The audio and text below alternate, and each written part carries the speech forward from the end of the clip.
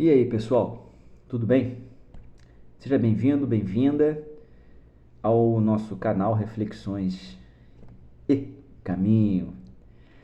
De forma simples, a gente traz aqui à baila alguns temas para a nossa reflexão, objetivando uma vida melhor para nós, com mais respeito, mais tolerância, buscando autoconhecimento. Até bem pouco tempo atrás, as pessoas, algumas, se referiam às práticas das religiões afro-brasileiras e brasileiras como baixo espiritismo. Candomblé, Umbanda, Molocô, Jurema, Catimbó, Vale do Amanhecer, Tambor de Mina, Xambá, Xangô do Nordeste, Catimbó, não sei se eu já falei. São religiões que encontramos aqui em nosso solo. Pagelança, Daime, só para constar, são religiões, práticas que só tem aqui no nosso país.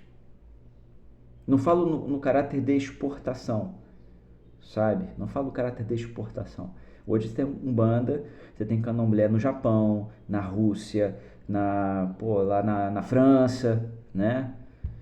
Mas eu falo que são coisas criadas aqui, para a psicosfera no Brasil e que se expandiu pontualmente para outros lugares do mundo. Certo? Então, a gente às vezes vê isso, sobretudo no início do século XX, na época das perseguições religiosas dentro do nosso país. Os mais velhos falam isso. Hoje os mais velhos que ainda se lembram, vivenciaram estão na casa dos 80 anos. Essas perseguições na época de Vargas, na ditadura de certa forma. Então você tem vários relatos. E a gente ainda tem aquela ideia arraigada em nossa cultura de que essas religiões que eu enumerei aqui, mais ou menos africanizadas, mais ou menos kardecizadas, mais ou menos catolicizadas, e fica à vontade você colocar o percentual de influência de outros credos naquilo que eu citei. Essas pessoas geralmente intolerantes, por ignorância, por cultura, por mau caratismo, chamam de baixo espiritismo. Eu mesmo já vi muito espírita kardecista, para enfatizar bem, se referindo a Umbanda como baixo espiritismo. Bom, a gente tem um documentário chamado Umbanda, Seu Gesto é Amar. Nós temos um documentário chamado Exu é Assim. Nós temos um livro de uma excelente repercussão também, chamado Trabalhadores da Seara do Cristo, onde a gente apresenta vários vídeos no canal, são mais de 500 vídeos, só ver aí, onde a gente apresenta que em 1953 a FEB, Federação Espírita Brasileira, reconhece a Umbanda, para direcionar dessas todas brasileiras que eu citei, a de maior difusão e a de maior número de adeptos. Tranquilo? Onde a FEB, através da sua revista Reformador, reconhece a Umbanda como manifestação espírita. Por quê? Comunicação dos mortos, pluralidade de mundos habitados, reencarnação, Deus como causa primária de tudo, reencarnação, vários outros critérios que hoje a gente chama de pilares do espiritismo, base do espiritismo, dogmas do espiritismo. Dogmas. A gente fala que o espiritismo não tem dogma, se a gente for parar para pensar, claramente é indiscutível a reencarnação para um espírita. E além desses pontos, dessas bases, desses pontos em comum, a gente tem nessa carta do Reformador, que eu faço a transcrição, ainda boto o link no portal da FEB para você baixar essa revista, esse número, eles embasam totalmente com Allan Kardec, com a codificação espírita. Emmanuel, através do Chico, faz comentários elogiosos sobre a Umbanda. E depois temos o próprio Chico, da sua própria boca, falando sobre a Umbanda. A Umbanda, ela é espiritismo? A Umbanda é uma religião. O espiritismo, segundo o codificador e seus continuadores, é uma filosofia que será inserida em todas as outras religiões. E é uma ciência porque ela é verificável, ela é testável. Emmanuel, como o maior expoente da doutrina espírita, como entidade no Brasil, faz a gente acreditar que o espiritismo é uma religião. Ele enfatiza isso. Porque o espiritismo é aquilo que a gente faz dele. Já se dizia isso aí há 150 anos atrás. Então, as pessoas resolveram que o espiritismo é uma religião. Só que não é a única que lida com espíritos. Aí quando a gente fala baixo espiritismo, por quê? Porque lida com as dores do cotidiano, as mazelas do amor, utiliza elementos da natureza da mesma forma que André Luiz, em Nosso Lar, nos apresenta.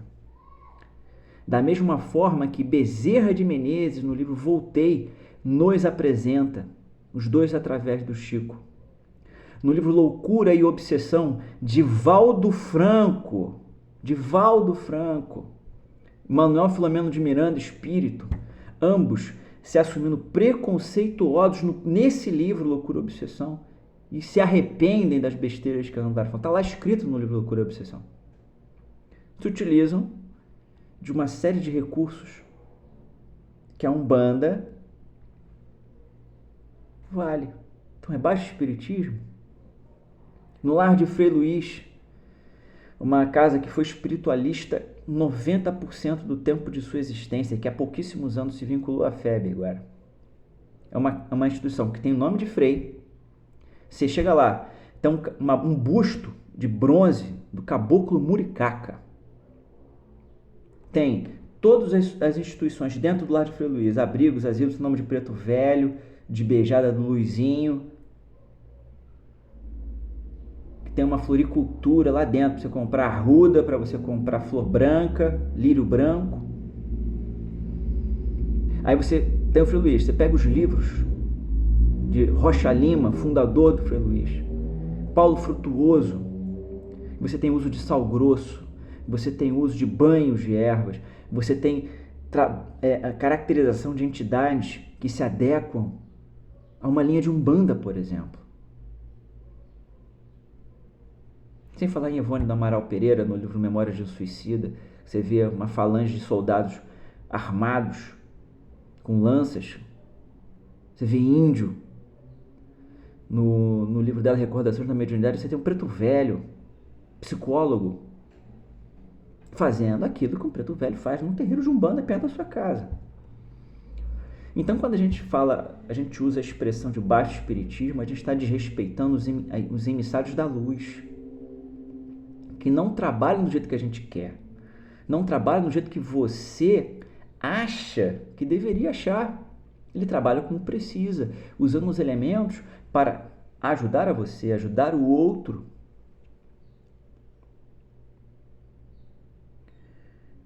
Ora, já passou da hora da gente amadurecer alguns critérios. Kardec, ele cumpriu um importante papel, ele reencarnou na França porque deveria reencarnar, mas vamos aqui fazer um exercício mental, uma brincadeirinha. Se Kardec tivesse reencarnado no Brasil, no século XIX, Imperador Dom Pedro II, a prática aqui na corte, né, no estado do Rio de Janeiro, era o baixo espiritismo, porque você não tinha Umbanda você já explorei isso em vários outros episódios. Você tinha um caboclo Canguçu, você tinha a mãe de santo ali, uma rezadeira acolá, o pai de santo, né, o candomblé lá na Bahia, né, aqui era mais as macumbas, a cabula, não tinha a estrutura que nós conhecemos hoje. Então Kardec ele iria andar com roupas mais claras, mais frescas, mas ele não lidaria, não necessariamente, com espíritos brancos.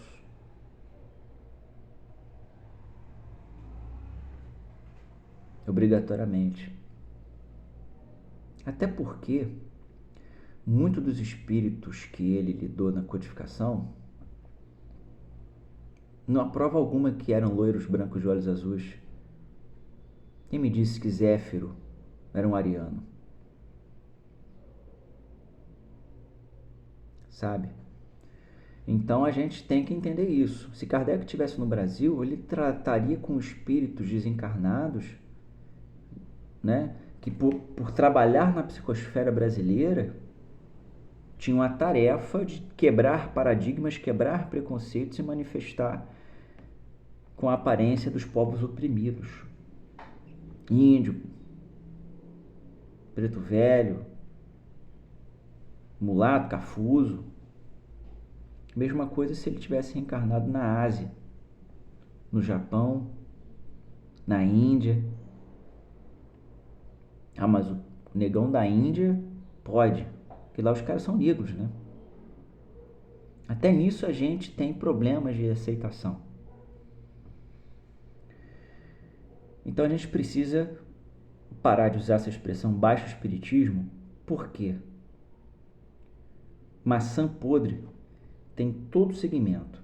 Eu posso estar num templo espírita lá na Avenida Passos, na sede histórica da FEB, por exemplo, na sede histórica da FEB, no centro do Rio, que vibrar mal, desejar mal, praticar o mal, como reencarnado ou até como desencarnado, só esperando uma janelinha psíquica aberta ali só para eu...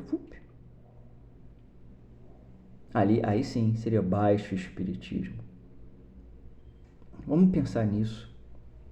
A gente não gosta que apontem um dedo para nós, então por que a gente está apontando o dedo para os outros? Há algum tempo atrás, criaram a idiotice de espíritos espíritas. Ser espírita é para quem aguenta. Bezerra de Menezes, no livro Loucura e Obsessão, de 88, ele já falava assim: no espiritismo se fala muito, se trabalha pouco. Não mudou. Quando a gente trabalha pouco, a gente está exercendo baixo espiritismo, porque a gente está muito mais preocupado com a nossa vaidade do que com o trabalho fraterno. Pensamos dessa forma. Um abraço. Até o próximo episódio.